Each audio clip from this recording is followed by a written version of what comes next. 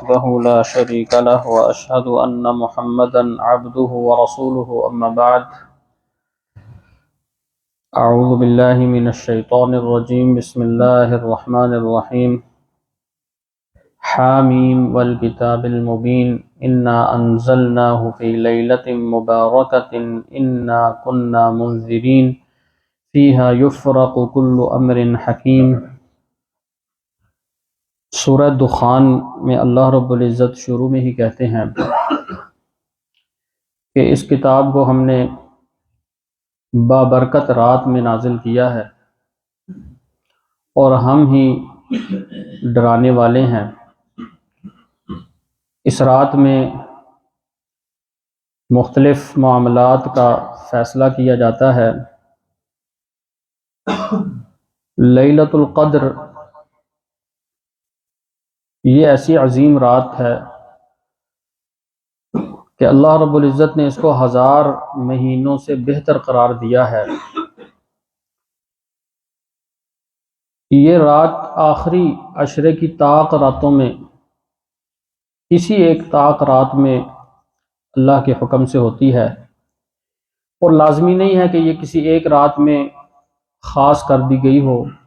27 کو بھی ہو سکتی ہے، 25 کو بھی ہو سکتی ہے، 23 کو بھی ہو سکتی ہے، 21 کو بھی ہو سکتی ہے۔ البتہ علماء کرام نے تحقیق کرنے کے بعد اپنی اپنی رائے دی ہے، جس میں سے ایک بڑی قوی ترین رائے وہ یہ ہے کہ آپ صلی اللہ علیہ وسلم پر قرآن مجید کا جو نزول ہوا ہے وہ لیلۃ القدر میں ہوا ہے، اور اس بات کی دلیل قرآن مجید کی آیات ہیں، سورہ قدر بھی ہے۔ اللہ رب العزت نے رمضان کی تعیین کر دی کہ 12 مہینوں میں سے رمضان میں قرآن نازل ہوا، اور رمضان میں بھی اللہ رب العزت نے تعیین یہ کر دی کہ لیلۃ القدر میں نازل ہوا، اور نبی کریم صلی اللہ علیہ وسلم نے یہ تعیین کر دی کہ لیلۃ القدر رمضان کے آخری عشرے میں ہے، اور مزید یہ بھی تعیین کر دی کہ آخری عشرے کی بھی طاق راتوں میں ہے۔ یہ ساری باتیں قرآن و حدیث کے دلائل سے جو ہے وہ سمجھ آتی ہیں۔ جب ہم یہ دیکھتے ہیں کہ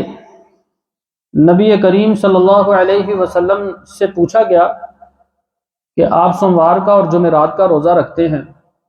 تو آپ صلی اللہ علیہ وسلم نے اس کے جواب میں یہ کہا کہ سوموار کا روزہ اس لیے رکھتا ہوں کہ اس دن میری ولادت ہوئی ہے اور اس دن مجھے نبوت عطا کی گئی ہے، یعنی قرآن مجید کا نزول بھی سوموار کو ہوا ہے۔ یہ ساری باتیں اگر ہم اکٹھی کریں تو ہمیں یہ بات واضح ہو جاتی ہے کہ رمضان کا مہینہ، آخری عشرہ اور طاق رات، اور وہ طاق رات سوموار کی تھی اور لیلۃ القدر تھی۔ جب ہم تاریخ کو پیچھے لے کر جاتے ہیں تو وہ رمضان کے جس رمضان میں نبی کریم صلی اللہ علیہ وسلم پر قرآن مجید کا نزول ہوا، اس رمضان میں ہم جب کیلنڈر کو تحقیق کرتے ہیں تو ہمیں یہ نظر آتا ہے کہ رمضان المبارک اس رمضان میں آخری عشرے میں 2 سوموار بنتے ہیں، 2 سوموار، ایک سوموار 21ویں رات اور ایک سوموار 28ویں رات، جس سے یہ بات واضح ہوتی ہے کہ نبی صلی اللہ علیہ وسلم پر قرآن مجید کا جو نزول ہوا وہ 21ویں رات کو ہوا، اس لیے کہ طاق رات سوموار کی 21ویں تھی، 28ویں کو طاق رات نہیں بنتی ہے۔ اور آپ صلی اللہ علیہ وسلم نے، امام مسلم نے اس کو روایت کیا ہے، ابو سعید خدری رضی اللہ عنہ اس حدیث کو روایت کرتے ہیں کہ آپ صلی اللہ علیہ وسلم نے فرمایا کہ اللہ رب العزت نے مجھے لیلۃ القدر کی تعیین کے بارے میں علم دیا، اور میں گھر سے نکلا کہ میں لوگوں کو بتاؤں کہ یہ والی رات لیلۃ القدر ہے، لیکن جب میں گھر سے نکلا تو 2 بندے آپس میں جھگڑا کر رہے تھے۔ ان کے جھگڑے کی وجہ سے، ان کے اس جھگڑے کی وجہ سے اللہ رب العزت نے جو مجھے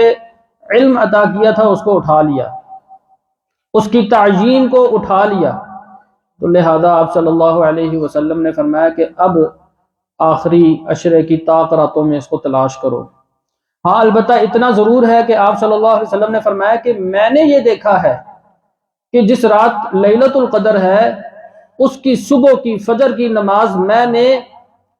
گھارے میں مٹی اور پانی مکس میں سجدہ کیا ہے۔ اور ابو سعید خدری کہتے ہیں کہ رات بارش ہوئی تھی اور فجر کی نماز آپ صلی اللہ علیہ وسلم نے پڑھائی، پانی ٹپکنے کی وجہ سے زمین جو ہے وہ گارا بن گیا اور آپ نے اس میں سجدہ کیا اور آپ کی پیشانی اور ناک پر وہ مٹی کے اثرات نظر آ رہے تھے، اور یہ 21ویں رات تھی، جس سے یہ بات معلوم ہوئی کہ نبی صلی اللہ علیہ وسلم کو بھی جو دکھائی گئی وہ 21ویں رات تھی۔ آپ صلی اللہ علیہ وسلم نے پھر لیلۃ القدر کے حوالے سے کہ اس کی پہچان اگر ہو سکتی ہے تو کچھ علامات ذکر کی ہیں۔ کچھ علامات تو ایسی ہیں کہ جو رات میں انسان محسوس کر سکتا ہے اور کچھ کا تعلق اس کے گزرنے کے بعد کا ہے۔ آپ صلی اللہ علیہ وسلم نے فرمایا کہ یہ رات بڑی ہی معتدل رات ہوتی ہے، لا حرۃ ولا باردہ، کوئی گرمی اور کوئی ٹھنڈ نہیں ہوتی ہے، معتدل رات ہوتی ہے، انسان کو گرمی اور سردی محسوس نہیں ہوتی ہے، اعتدال والا موسم ہوتا ہے۔ اور پھر اس کے ساتھ ساتھ انسان کا جی چاہتا ہے عبادت کرنے کا۔ ایک ہے انسان اپنے آپ کو لگاتا ہے، اپنے آپ کو مناتا ہے، اپنے دل کو، اپنے ضمیر کو عبادت کے لیے جگاتا ہے، لیکن یہ رات ایسی معتدل ہوتی ہے کہ انسان کا خود بخود جی چاہتا ہے، عبادت میں لذت محسوس ہوتی ہے۔ یہ تو تعلق تھا رات گزر رہی ہے تو انسان اس چیز کو محسوس کر سکتا ہے۔ اور دوسری علامت آپ صلی اللہ علیہ وسلم نے یہ بتائی کہ جس رات یہ رات ہوتی ہے عظیم رات، اس کے بعد جب سورج نکلتا ہے تو وہ سورج لا شعاع لہ، اس کی کرنیں نہیں ہوتی ہیں، ایسے مدھم نکلتا ہے کہ جیسے آپ نے دیکھا ہو کہ مغرب کے وقت میں غروب ہوتے ہوئے اس کی کیفیت ہوتی ہے کہ ٹکیاں نظر آ رہی ہوتی ہے، شعاعیں نظر نہیں آتی، یعنی شعاعوں کی وجہ سے انسان دیکھ نہیں پاتا ہے۔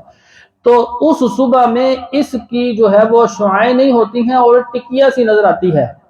سرخی مائل جو ہے وہ ٹکیا نظر آتی ہے۔ تو لیکن اس کا تعلق تو گزر جانے کے بعد ہے۔ اگر کسی کو یہ عبادت نصیب ہوئی ہو اور وہ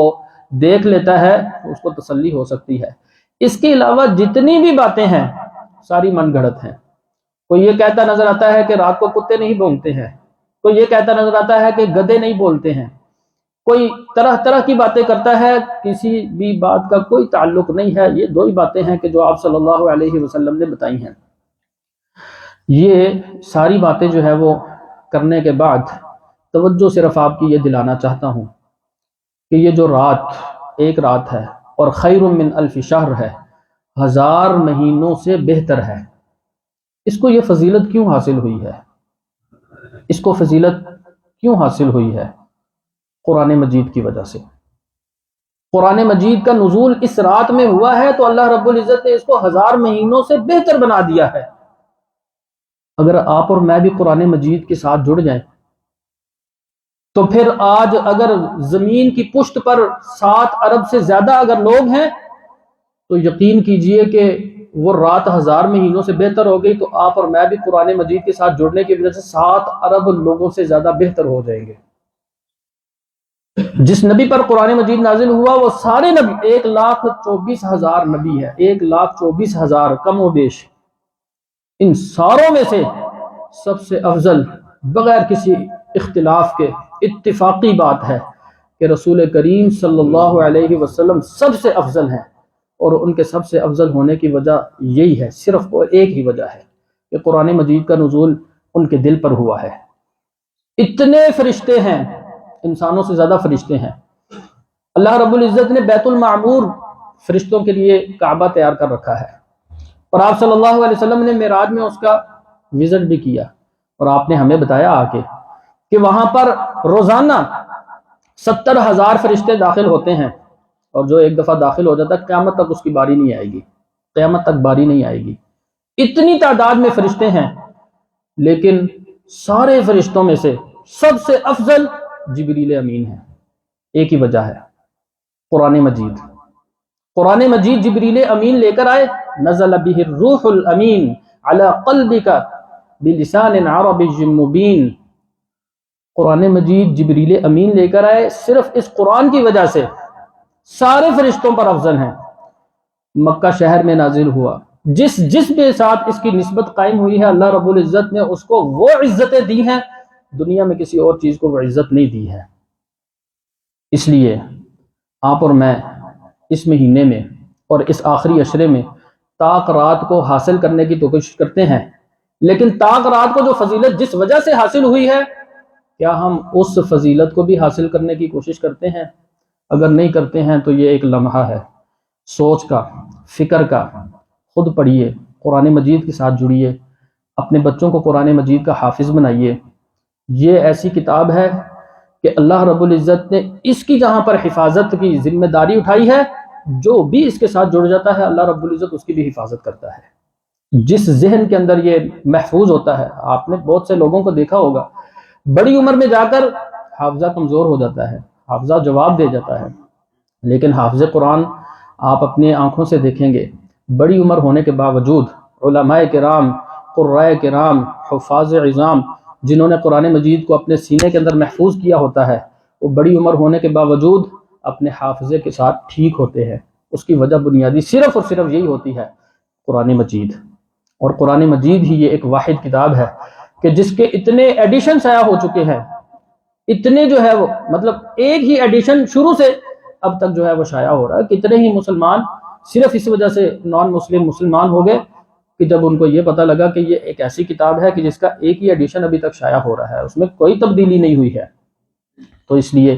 اس مہینے کے اندر ضرور سوچئے، اس کتاب کے ساتھ ضرور جڑیے۔ حضرت معاذ کو نبی صلی اللہ علیہ وسلم نے کہا کہ معاذ دو ہی حالتیں ہونی چاہیے، یا قرآن سیکھنے والا ہو یا قرآن سکھانے والا ہو۔ ہماری بھی یہی دو حالتیں ہونی چاہیے، یا قرآن مجید سیکھنے والے ہوں یا قرآن مجید سکھانے والے ہوں۔ اور نبی صلی اللہ علیہ وسلم نے یہی بات کہی ہے، خیرکم من تعلم القرآن وعلمہ، قرآن سیکھنے والے ہو یا سکھانے والے ہو تو تم سب سے بہترین ہو۔ اللہ رب العزت ہمیں قرآن مجید کے ساتھ جڑنے کی توفیق عطا فرمائے۔ وآخر دعوانا الحمد للہ رب العالمین۔